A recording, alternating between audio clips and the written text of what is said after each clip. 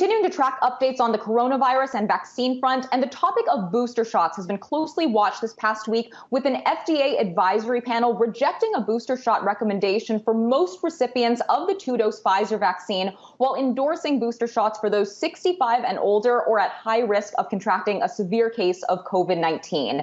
Now, Dr. Anthony Fauci supported the panel's decision, and here's what he had to say in recent public remarks. The real proper regimen will turn out to be the original 2 shots plus a boost. But you want to do that according to what the data tells you, including the risk-benefit ratio, particularly for the younger people who do not generally get as much severe disease as the elderly and others. So I believe that there's a good chance that as we get into the coming months, into the next year, that you will see the data pointing to the benefit of having a much broader blanket of people. We don't know that for sure now, and that's the reason why data are going to continue to come to the FDA, and they're going to continue to evaluate it. For more on this, we're welcoming in Meg Fitzgerald, PE investor, author of Ascending Davos, and healthcare policy professor at Columbia University. And Meg, thank you so much for joining us on this topic. Now, of course, the topic of the booster shots, whether those should be offered and to whom in the U.S. has been one that's been hotly debated. What do you make of the FDA advisory panel's latest decision?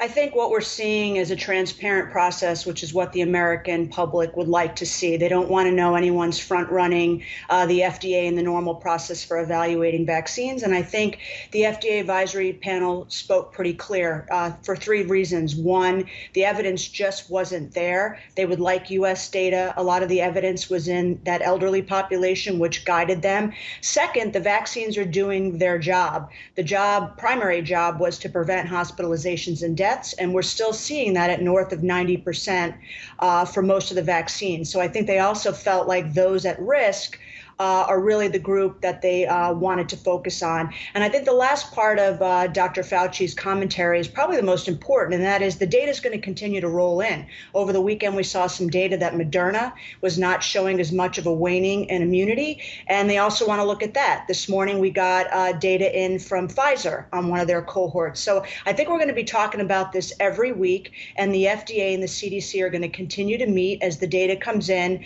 and they're going to stage gate this. So the guidance will continue to be updated. Meg, I could certainly appreciate the focus on booster shots in the U.S., but shouldn't officials here be more focused on getting the rest of the world vaccinated?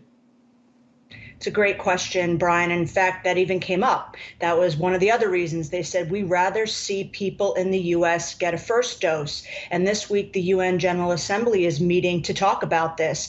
Less than 1% of low-income countries have been fully vaccinated. We've sent around the world about 6 billion doses. 75% have gone to high income countries. It's a major problem because we know as long as this virus can find a host, it's going to find more variants. It's going to continue to infect people at highest risk. And the data is pretty unanimous that we need to get those at highest risk a first dose. So it'll be interesting to see if the UN General Assembly takes this on. I actually think the meeting this week is just as important as the FDA meeting last week.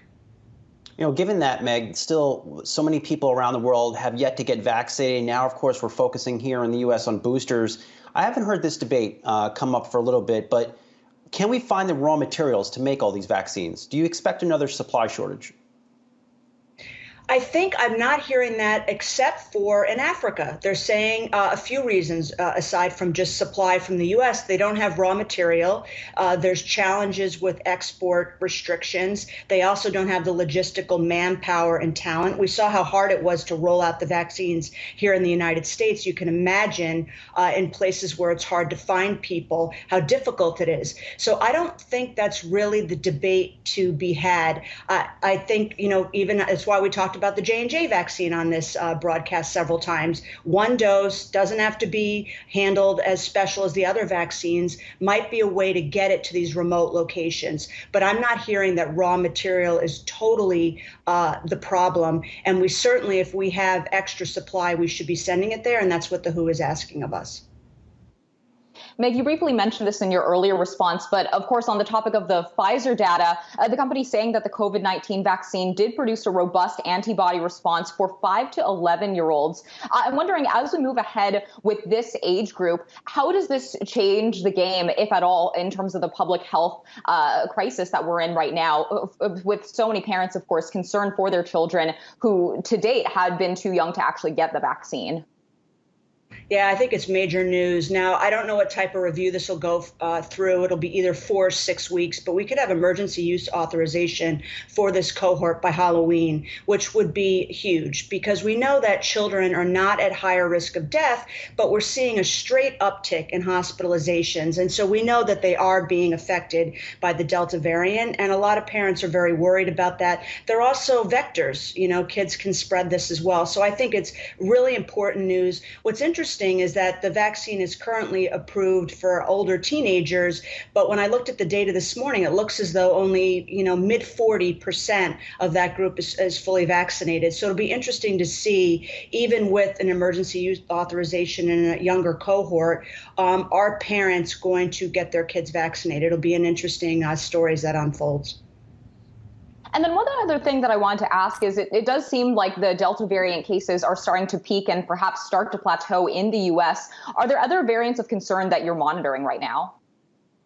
Yeah, I mean, they list variants of concern, variants under investigation. It goes back to the comment we made. As long as you have large swaths of the global population unvaccinated, variants are going to find a way. Well, we'll go through the whole alphabet. Every week on this show, we'll be talking about a new variant of interest or a variant of concern. So I'm not as concerned. I think Delta was pretty bad, and the evidence of the data is showing how significantly more, communicable that variant was compared to, say, Alpha. So, but you never know. I think we'll always be talking about variants, which is why we really need to vaccinate the world.